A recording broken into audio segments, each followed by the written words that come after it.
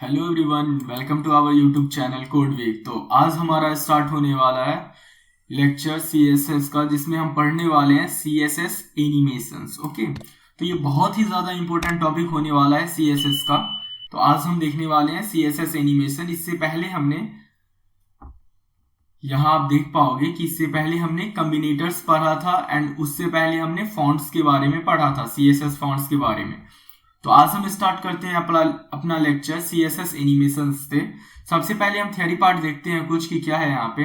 CSS animations allow you to create transition between different state of an element. Okay, CSS animation हमें allow करता है create करने को transitions between different state of an element without using JavaScript. It means कि only CSS की help से हम animations create कर सकते हैं।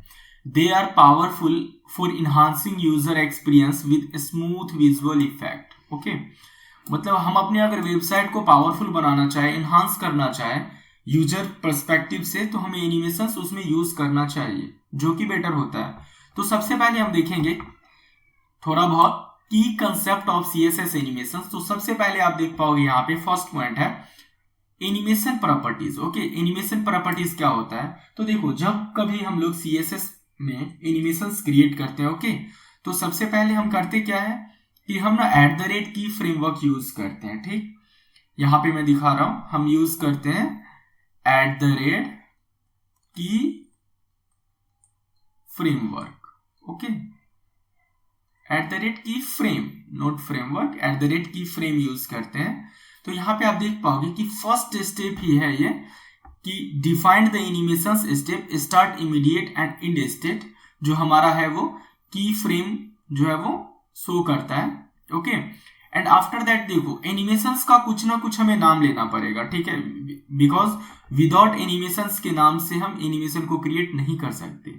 उसके बाद आप देख पाओगे ये जो है ना सारा सीएसएस का प्रॉपर्टी है कि एनिमेशन ड्यूरेशन क्या होना चाहिए। ड्यूरेशन मतलब आप बोल सकते हो कि कितना, set how long the animation keeps to complete, मतलब एक एनिमेशन को कंप्लीट होने में कितना टाइम लगना चाहिए, वो यहां आप बोल सकते हो कि एनिमेशन ड्यूरेशन क्या होना चाहिए। ओके, यहां पे देखो animation takes to complete how much time, how long the animation takes to complete the task. उसके बाद देखोगे यहां पे है अपना एनिमेशंस का क्या होना चाहिए कि timing function. Okay, it means कि control the pacing of animation. Example जैसे इज होना चाहिए या इज आउट होना चाहिए या इज लीनियर होना चाहिए, लाइक दैट। ठीक है, और एनिमेशंस डिले मतलब आप समझ सकते हो कि ये एनिमेशंस कितने टाइम के बाद स्टार्ट होना चाहिए। Set the delay before the animation start, मतलब कितने टाइम के बाद वो एनिमेशन स्टार्ट होना चाहिए। ठीक है, और यहाँ पे आप देख पाओगे कुछ और है यहाँ पे एनिमेशन आइटरेटिव काउंट, मतलब कितने टाइम तक वो एनिमेशन चलना चाहिए। 1 टाइम तक चलना चाहिए, 2 टाइम तक चलना चाहिए या इनफाइनाइट तक चलना चाहिए, जस्ट लाइक दैट। और एनिमेशन डायरेक्शन होता है कि specify if the animation should play in reverse और अल्टरनेटिव ऑर्डर। ठीक है, मतलब एनिमेशन कैसे किस डायरेक्शन में मूव करना चाहिए वो है। एंड नेक्स्ट पॉइंट आप देख पाओगे एनिमेशन फिल मोड करके है कि एनिमेशन क्या है, specify the state of element before and after the animation. Okay, and यहां पे देखो सेकंड स्टेप क्या है, एनिमेशन का रूल क्या है। देखो ये है कि used to define the frame state of animation. सबसे पहले देखो हम लोग यहाँ पे @ की फ्रेम से स्टार्ट करेंगे। उसके बाद ये एनिमेशन का नेम हो गया। ठीक है, कहां से स्टार्ट करना है, इट मींस फ्रॉम, और कहां तक लेके जाना है अपने एनिमेशन को, इट मींस टू। ओके, तो ये जो है अपना वो की फ्रेम का रूल हो गया। एंड आफ्टर दैट है अप्लाइंग एनिमेशन टू एलिमेंट, मतलब देखो ये एलिमेंट हम लोग पहले भी क्रिएट कर सकते हैं एंड बाद में भी क्रिएट कर सकते हैं। ठीक है, तो यहां पे आप देख पाओगे कि यहां पे कुछ प्रॉपर्टी रहती है कि हमारे एनिमेशन का विड्थ क्या होना चाहिए, उसका हाइट क्या होना चाहिए, एनिमेशन का हम बैकग्राउंड कलर क्या ले रहे हैं, एनिमेशन का नेम क्या है, यहाँ पे देख रहे हो ना स्लाइड नेम है। और जब हम लोग की फ्रेम पे थे तो यहाँ पे आप देख पाओगे कि हम लोग उस एनिमेशन को कॉल कहां से कर रहे थे, उसके नेम से। ठीक है, तो उस एनिमेशन को कॉल कर रहे थे उसके नेम से। और यहाँ पे आप देख पाओगे कि ड्यूरेशन क्या है, 2 सेकेंड है, और एनिमेशन काउंट क्या है, इनफाइनाइट, मतलब ये इनफाइनाइट टाइम तक जो है हमारा एनिमेशन चलना चाहिए। ओके, उसके बाद आप यहाँ पे देख पाओगे कि अगर इस सारे प्रॉपर्टी को हम शॉर्ट हैंड में लिखना चाहें तो इस टाइम पे हम क्या करेंगे। तो आप यहाँ पे देख पाओगे combine multiple animations properties into one के लिए हम लोग पहले देखो एनिमेशन अपना CSS का प्रॉपर्टी आता है, ये हो गया एनिमेशन का नेम, ठीक है, और ये हो गया उसका ड्यूरेशन, ये हो गया टाइमिंग फंक्शन, ठीक है, और ये हो गया एनिमेशन का डिले, और ये हो गया अल्टरनेटिव काउंट। आप बोल सकते हो कि कितना टाइम तक चलना चाहिए, तो इनफाइनाइट, मतलब यहाँ पे इनफाइनाइट है ना, और डायरेक्शन क्या होना चाहिए इसका, तो अल्टरनेट डायरेक्शन होना चाहिए। तो ये जो है ना अपना सिंगल लाइन ऑफ, हम लोग बोल सकते हैं कि एनिमेशन सेट हम लोग ऐसे ही करेंगे। एंड मूव ऑन करते हैं हम। तो यहाँ पे आप देख पाओगे ये अपना देखो थियोरी पार्ट था, थियोरी पार्ट हमने समझा। अब हम ना यहाँ पे प्रैक्टिकल करेंगे और बहुत ही अच्छे तरीके से यहाँ पे हम अपना एनिमेशंस का छोटा टॉपिक है जिसे हम देखने वाले हैं। आप लोग प्रैक्टिस करोगे तो बड़ा से बड़ा एनिमेशन क्रिएट कर सकते हो। तो उसके लिए हम लोग यहाँ पे देखेंगे, देखो टाइटल हमने क्या लिया हुआ है, CSS animation example. Okay, and after that आप देख पाओगे यहाँ पे बॉडी में हमने वैल्यूज लिया हुआ है, font family, display, direction and all things जो भी होता है। और यहाँ पे एक जगह मैंने H1 लिया हुआ है, और H1 में जो भी ये अपना CSS का वैल्यूज है।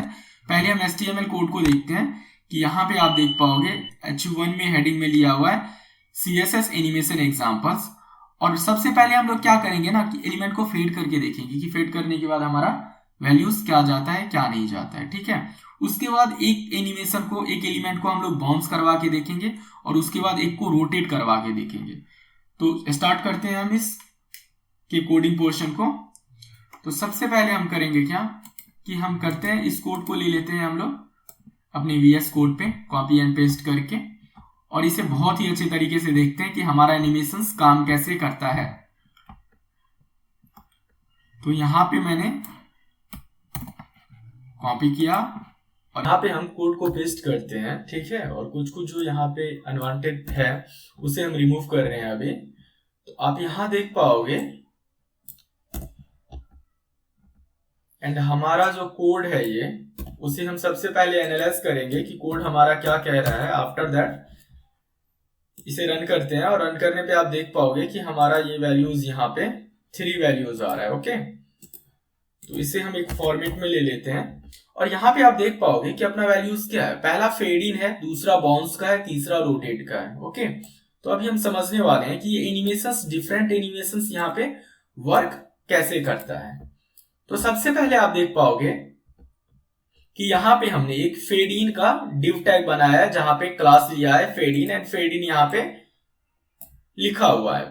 ओके, तो फेड इन को सबसे पहले हम समझते हैं। तो हम चलेंगे अपने CSS के पास, एंड यहां हम देखेंगे कि फेड इन में देखो बैकग्राउंड कलर हमने लिया हुआ है ब्लू, ओपेसिटी इसका 0 लिया हुआ है, और यहाँ पे एनिमेशंस जो हम लोग यूज कर रहे हैं ना वो 2 second, easy not and infinite time के लिए कर रहे हैं। तो आप देख पाओगे कि वैल्यूज डिसअपेयर होता है एंड अपेयर होता है यहाँ पे। ओके, और यहाँ पे आप देख पाओगे कि फेड नाम का हम लोगों ने ना एक एनिमेशंस का नाम डाला है, और यहाँ पे फ्रॉम ओपेसिटी जहां पे 0 है से लेके 2 ओपेसिटी जहां पे 101 आता है। इट मींस 0 पे ओपेसिटी मतलब हमें कुछ दिखाई नहीं देगा, एंड जब ओपेसिटी 1 होगा तो ये हमें दिखाई दे रहा है पूरा, ठीक है। ये हमने यहाँ पे यूज किया है। एंड दूसरा आप बाउंस का देखोगे तो यहाँ आप देख पाओगे कि बाउंस में हमने बैकग्राउंड कलर लिया हुआ है, और एनिमेशंस का नाम दिया हुआ है बाउंस, और यहाँ पे 1 सेकेंड लीनियर जो है वो हमने, सॉरी इनफाइनाइट लीनियर लो या लीनियर इनफाइनाइट लो, इनफाइनाइट टाइम्स तक इसे हमने बाउंस किया है।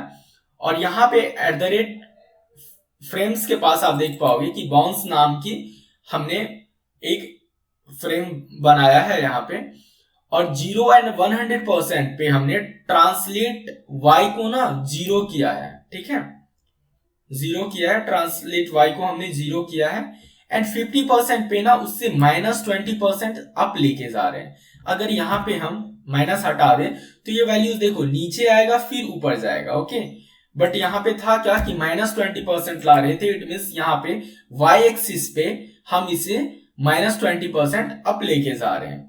एंड थर्ड वैल्यूज है अपना स्पिन, हमने जिसका क्लास लिया है, स्पिन का बैकग्राउंड कलर हमने येलो लिया है और इसे भी रोटेट कर रहे हैं 3 सेकेंड लीनियर इनफाइनाइट में।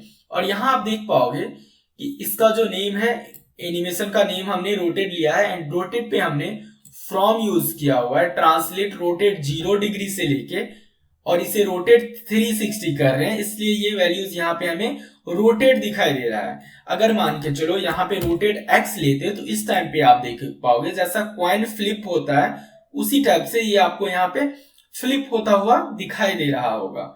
ओके, तो ये था आज का अपना लेक्चर CSS एनिमेशंस का, जिसमें हम पढ़े कि CSS एनिमेशंस होता क्या है, हम उसे क्रिएट कैसे करते हैं।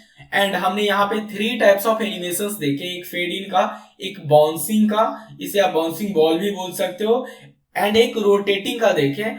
और अगर रोटेटिंग में हम यहाँ पे x वैल्यूज इंसर्ट कर रहे होंगे तो इस टाइम पे आप देख पाओगे कि जैसा अपना कॉइन फ्लिप होता है ना, लाइक दैट हमारा जो है ये रोटेशनल वो फ्लिप होके आ रहा है। ओके, तो आज का लेक्चर अपना यहाँ पे खत्म होता है, जहां पे हमने CSS एनिमेशंस को बहुत ही अच्छे तरीके से पढ़ा।